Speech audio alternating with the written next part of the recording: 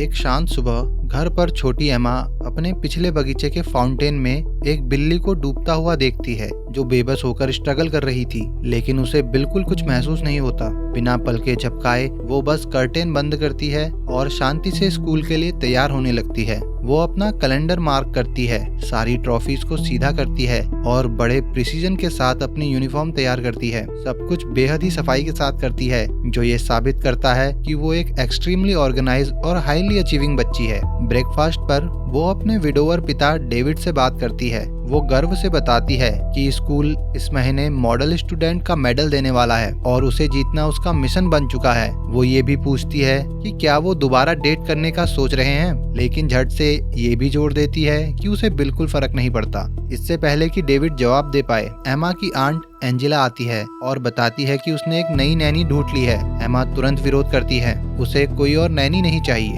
खासकर उसके बाद जब आखिरी वाली मारी गई। वो एंजेला से रिक्वेस्ट करती है कि वो खुद उसका ख्याल रखे, लेकिन एंजेला के पास पहले ही एक फुल टाइम जॉब थी। कन्वर्सेशन को बदलते हुए एमा फाउंटेन में मरी पड़ी हुई बिल्ली का जिक्र करती है। डेविड को मजबूरन बाहर जाना पड़ता है और बॉडी निकालनी पड़ती है। स्कूल में एक वास्प क्लासरूम के अंदर उड़कर आ जाता है और सारे बच्चे घबरा जाते हैं, लेकिन एमा पूरी तरह शांत रहती है। वो वास्प को एक कप में फंसाती है और उसे खिड़की से बाहर छोड़ देती है। माइलो नाम का उसका एक क्लासमेट इम्प्रेस होता है और पूछता है कि उसने ये कैसे किया। एमा नॉर्मली एक्सप्लेन करती है कि उसके पिछले बगीचे में एक वास्प नेस्ट है और उसके पिता ने उसे सिखाया है कि वास्प तभी काटते हैं जब उन्हें खतरा महसूस होता है। इसी बीच डेविड क्लोई नाम की एक हंसमुख यंग वुमेन का इंटरव्यू लेता है और उसे नई नैनी के रूप में हायर कर लेता है, जो अगले हफ्ते से काम शुरू करेगी। उस दिन के बाद एमा देखती है कि माइलो एक दूसरी लड़की की फैंसी घड़ी की तारीफ कर रहा है। जब वो लड़की खेलने के लिए चले जाती है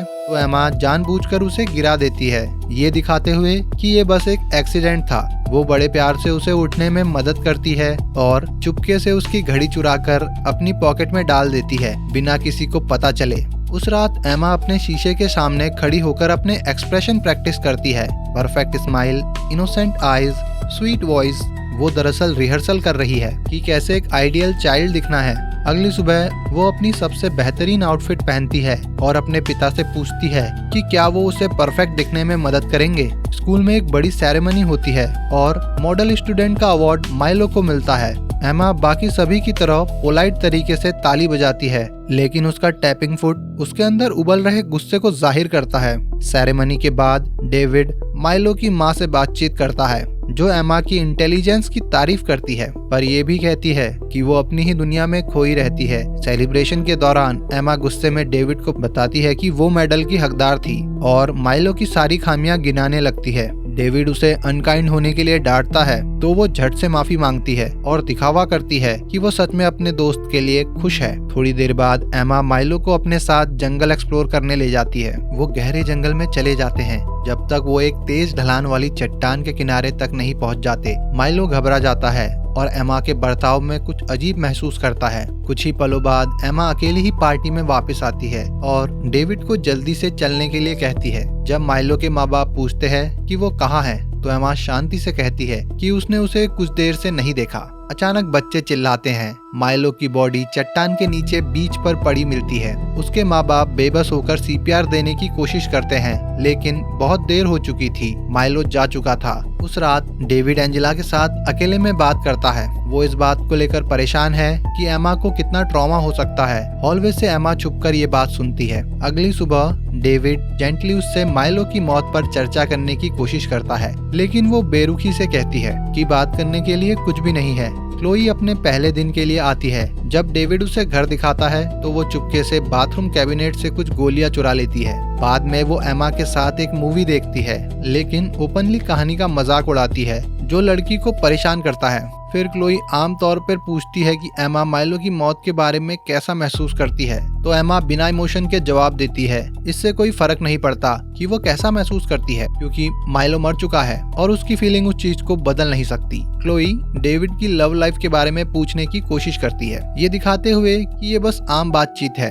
एमा खुलासा करती है कि डेविड ने उसकी माँ की मौत के बाद किसी को डेट नहीं किया था। फिर एमा खुलासा करती है कि उसने क्लोई को दवा चुराते हुए देखा है और उसे ब्लैकमेल करना शुरू करती है। अब से एमा को देर तक जागने को मिलेगा, डिनर में आइसक्रीम और चॉकलेट खाने को मिलेंगी और क्लोई को उसकी बात माननी पड़ेगी। जल्द ही स्कूल में माइलो का फ्यूनरल रखा जाता है। सब लोग रोते हैं सिवाय एमा के। डेविड माइलो की माँ से बात करता है और उन्हें पता चलता है कि मेडल गायब है।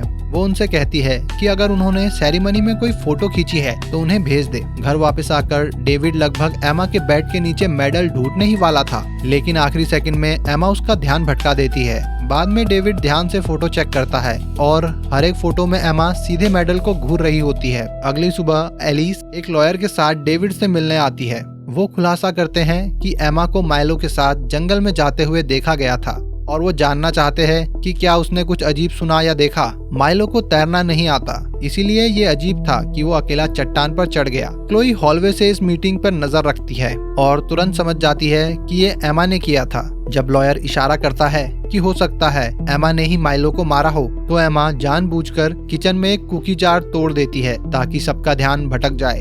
वो सब उसकी मदद करने के लिए दौड़ते हैं और मीटिंग अचानक खत्म हो जाती है। डेविड एमा की चोट पर ध्यान देता है और पूछता है कि क्या वो कुछ जानती है। एमा हर बात से इनकार कर देती है। एलिस को झूठा बताती है, जो हमेशा उससे नफरत करती थी। वो रोने का दिखावा भी करती है ताकि अपने पिता को यकीन दिला सके कि वो मासूम है। उस शाम डेविड के नहाने के बाद वो देखता है कि क्लोई उसके कमरे में इंतजार कर रही है। वो दावा करती है कि वो बस एक सवाल पूछना चाहती है, लेकिन उसके इरादे कुछ और थे।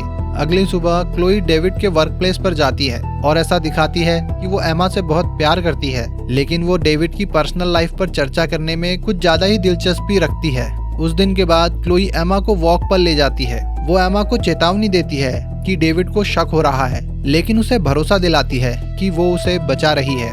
जब क्लोई एलिस को माइलो के घर विजिट करते हुए देखती है तो एमा को टॉन्ट करती है, कहती है कि उसे एक कन्विंसिंग कहानी जल्द ही सोच लेनी चाहिए। पुलिस सच के करीब पहुंच रही है। एमा चिढ़कर क्लोई को याद दिलाती है कि वो उसकी चुराई हुई दवाइयों के बारे में जानती है और उसे भी एक्सपोज कर देगी, लेकिन क्लोई को कोई फर्क नहीं पड़ता। वो बेरुखी से डिस्क्राइब करती है कातिलों को इलेक्ट्रिक चेयर पर धीरे धीरे कैसे मारा जाता है, जिससे कि एमा को डर लगने लगता है। थोड़ी देर बाद उस शाम क्लोई एमा को पूरे घर में ढूंढती है, पर वो उसे कहीं नहीं मिलती। वो ये नहीं देखती कि बगीचे में लगा वास्प नेस्ट गायब है। जब वो एमा के कमरे की जांच करती है तो उसे बेड के नीचे छुपा हुआ माइलो का मेडल मिलता है। इसी बीच एलिस अपनी कार में घर से निकलती है, जो अभी अभी हुई घटनाओं से हिल चुकी है। अचानक एक वास्प उसकी सीट के नीचे से निकलता है और उसे इतनी बुरी तरह से चौंका देता है कि वो एक पल के लिए स्टीयरिंग व्हील से कंट्रोल खो देती है। वो एन वक्त पर ब्रेक लगाती है। वो वास्प को भगाने के लिए खिड़की नीचे करती है, पर उसे कोई आइडिया नहीं था। एक पूरा घोंसला उसके हेडरेस्ट के पीछे फंसा हुआ था। थोड़ी देर बाद उस शाम डेविड काम से लौटता है। जब एमा उनका स्वागत करने दौड़ती है तो वो मेडल को पहले स्पॉट करती है और उसे तुरंत छीन लेती है। डेविड उसे अपने पीछे कुछ छुपाता हुआ देखता है और डिमांड करता है कि वो उसे दिखाए कि उसने क्या छुपाया है। क्लोई शोर सुनती है और बीच में आ जाती है, ये एक्सप्लेन करते हुए कि उसने पहली बार वो मेडल सफाई करते वक्त एमा के बेड के नीचे ढूंढा था। एमा मासूमियत का दिखावा करती है, ये दिखाते हुए कि उसे कोई आइडिया नहीं कि मेडल वहाँ कैसे पहुँचा। डेविड उसे जोर देता रहता है जब तक कि वो आखिरकार एक कहानी सुनाती है। वो दावा करती है कि वो और माइलो एक गेम खेलने जंगल में गए थे और जब वो जीत गई तो उसने उसे मेडल पहनने दिया, लेकिन फिर वो घूमता हुआ चला गया और उसने दोबारा उसे नहीं देखा। डेविड उसे ये सब छुपाने के लिए डांटता है और उसे याद दिलाता है कि माइलो की माँ उसे मेडल के साथ दफनाना चाहती थी। एमा अपनी आंखें घुमाती हुई कहती है कि ये आइडिया बेवकूफाना है। ये बात सुनकर डेविड चिंतित होता है और घर से निकलता है और एंजेला को कॉल करता है और एक चाइल्ड साइकियाट्रिस्ट का नंबर मांगता है। ड्राइव करते वक्त वो पुलिस और पैरामेडिक से घिरी हुई एक बड़ी कार एक्सीडेंट की जगह से गुजरता है, लेकिन वो रुकता नहीं। इस बात से अनजान होता है कि शिकार कौन है। उस रात परेशान करने वाले सपने उसे सताते हैं। वो अपनी प्रेग्नेंट पत्नी को दोबारा जिंदा देखता है। डॉक्टर उन्हें चेतावनी देती है कि उनकी बेटी के साथ कुछ गलत है। वो घबराहट में हड़बड़ाकर जाग जाता है। सुबह वो क्लोई को एक प्रोवोकेटिव स्विम सूट में शांति से तैरते हुए देखता है और एक पल के लिए उसे लगता है कि वो मर चुकी है। लेकिन फिर एमा आती है और दावा करती है कि माइलो एक ज़ॉम्बी की तरह उसे हॉन्ट कर रहा है। तो डेविड को एहसास होता है कि ये भी एक नाइटमेयर है। ब्रेकफास्ट के दौरान एमा गुस्से में क्लोई को कन्फ्रंट करती है कि उसने डेविड को मेडल के बारे में क्यों बताया। क्लोई पलटवार करते हुए उसे साइकोपैथ कहती है। डेविड फैसला करता है कि अब बहुत हो चुका।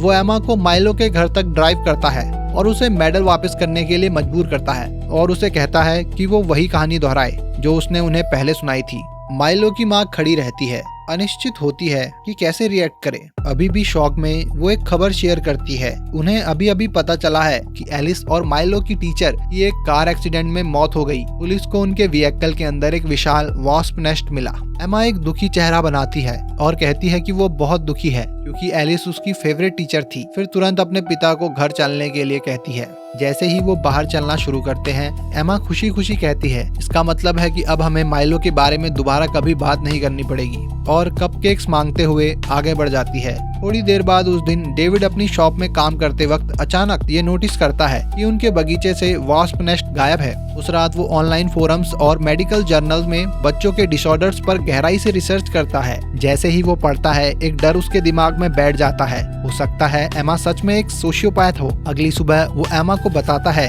कि वो डॉक्टर के पास जा रहे हैं, इस बात से अनजान कि उसके हाथ पर ताज़ा खून के दाग लगे हुए हैं। क्लिनिक पर डेविड सबसे पहले साइकियाट्रिस्ट से बात करता है, एमा के बेरुखे बर्ताव और भावनाओं की कमी के बारे में समझाता है। जब डॉक्टर एमा के साथ बैठती है तो लड़की प्यार से मुस्कुराती है और कहती है कि उसके साथ कुछ गलत नहीं है। जब माइलो का नाम लिया जाता है तो वो आसानी से झूठ बोलती है, दावा करती है कि वो पूरे 2 दिन तक रोई थी। कुछ मिनट बाद डेविड ऑफिस से आती हुई हंसी सुनकर हैरान होता है। साइकियाट्रिस्ट बड़े विश्वास से निष्कर्ष निकालती है कि एमा पूरी तरह नॉर्मल है और डेविड को अश्योर करती है कि उसे चिंता करने की कोई जरूरत नहीं। जब वो घर पहुंचते हैं तो क्लोई प्रोवोकेटिवली बगीचे में धूप सेक रही होती है। साफ तौर पर वो डेविड का ध्यान आकर्षित करने की कोशिश कर रही थी।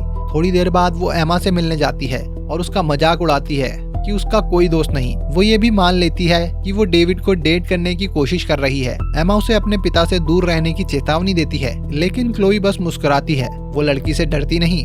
उस रात डेविड डेट पर निकलता है। जाने से पहले एमा दरवाजा ब्लॉक करती है और उन्हें बताती है कि उसे कभी कोई स्टेप मदर नहीं चाहिए।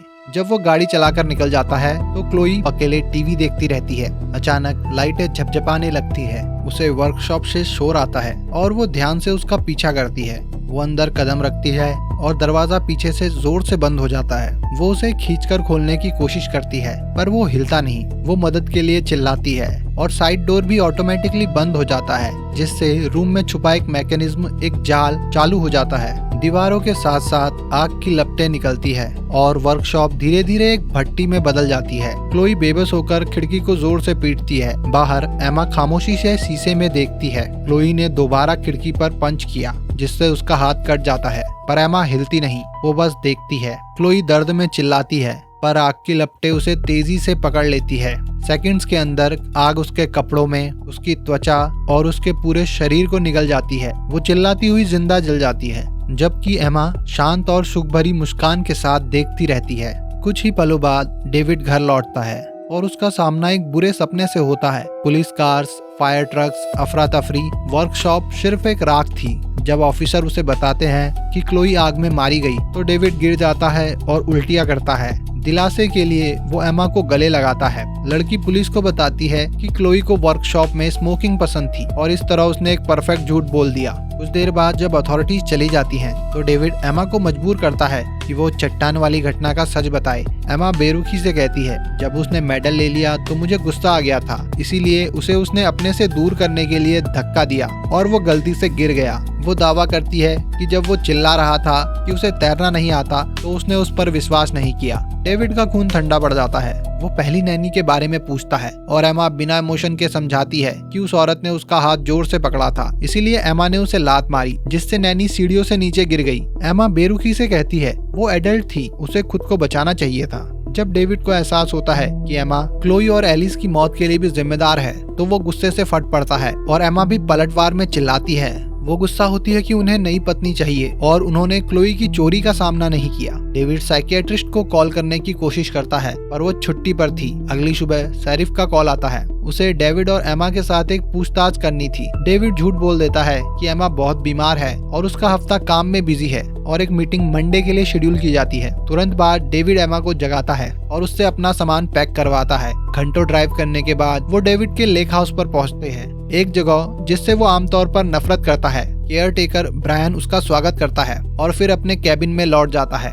उस रात डेविड एंजेला को कॉल करता है ये समझाने के लिए कि वो कहाँ है और उन्हें याद दिलाता है कि बेडरूम के ड्रॉर में बंदूक है। बाद में शेरिफ दोबारा कॉल करता है एक बुरी खबर के साथ। वर्कशॉप की आग लगाई गई थी और लैब जल्द ही पता लगा लेगी कि वो आग किसने लगाई है। कॉल काटने के बाद डेविड बाथरूम जाता है जहां अचानक एक जला हुआ हाथ शावर कर्टेन के पीछे से उसे पकड़ता है। वो चिल्लाता है जब वो बाथटब में क्लोई की झुलसी हुई लाश देखता है पर वो जाग जाता है। एक और बुरा सपना। अगली सुबह डेविड शेरिफ की एक कॉल को नजरअंदाज करता है। एमा अकेले जंगल में भटकती है। जब वो लौटती है तो वो देखती है कि डेविड सोशियोपैथ्स पर एक डॉक्यूमेंट्री देख रहा है। शेरिफ से एक नया टेक्स्ट आता है जो उन्हें तुरंत कॉल बैक करने के लिए जोर देता है पर डेविड उसे भी नजरअंदाज करता है। एमा उसे नजदीक से देखती है जब वो आखिरकार मान लेता है कि वो उस पर विश्वास नहीं कर सकता। उस रात जब डेविड अपनी टेबल पर रखी बंदूक को घूर रहा होता है, डर और प्यार के बीच उलझन में फंसा हुआ, नींद आखिरकार उस पर हावी हो जाती है। एमा चुपके से उसके कमरे में जाती है, उसके गाल पर किस करती है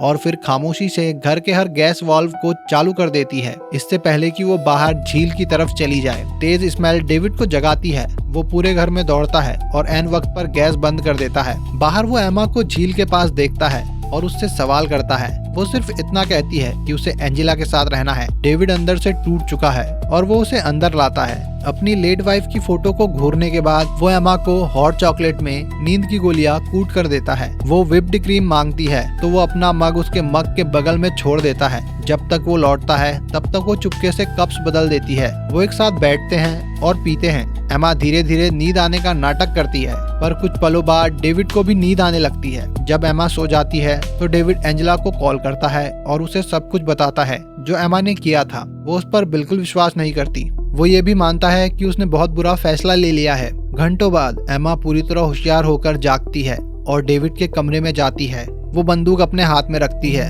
और ट्रिगर खींचती है पर गोली नजदीक से चूक जाती है, डेविड की जगह उसके तकिए को उधेड़ते हुए। डेविड डर कर जागता है। वो हिलने में स्ट्रगल करता है। तब उसे महसूस होता है कि उसने सिडेक्टिव पी लिया था। वो बंदूक उससे छीन लेता है। ठीक तभी वो उसका फोन पकड़ लेती है। जब डेविड हथियार तक पहुंचने की कोशिश में फर्श पर गिरता है तो एमा चिल्लाते हुए इमरजेंसी सर्विस को कॉल करती है और बताती है कि उसके पिता उसे मारने की कोशिश कर रहे हैं। वो बाथरूम की तरफ दौड़ती है और दरवाजा लॉक कर देती है। डेविड दरवाजे को जोर जोर से पीटता है, बंदूक उठाता है। ठीक तभी ब्रायन कमरे में घुसता है और पुलिस के सायरन बाहर गूंज रहे होते हैं। डेविड एक सेकंड के लिए हिचकता है और शूट करने को तैयार हो जाता है। तभी ब्रायन फायर करता है। गोली डेविड की छाती में लगती है और वो फर्श पर गिर जाता है और अपनी बेटी के सामने मर जाता है। मिनटों बाद ऑफिसर कैबिन में आते हैं। ब्रायन उन्हें बताता है कि डेविड ने एमा को मारने की कोशिश की थी। एंजेला भी तुरंत वहां पहुंचती है। वो एमा की हर बात पर विश्वास करती है और एमा को अपनी बाहों में लपेट लेती है। एमा मुस्कुराती है। अब वो खुश है क्योंकि सब कुछ वैसे ही हुआ है जैसे उसने प्लान किया था और कहानी यहीं पर खत्म हो जाती है। अगर आपको वीडियो पसंद आई हो तो वीडियो को हाइप करें, लाइक करें और चैनल को सब्सक्राइब करें। मिलते हैं अगली वीडियो में। तब तक के लिए टाटा, बाय बाय।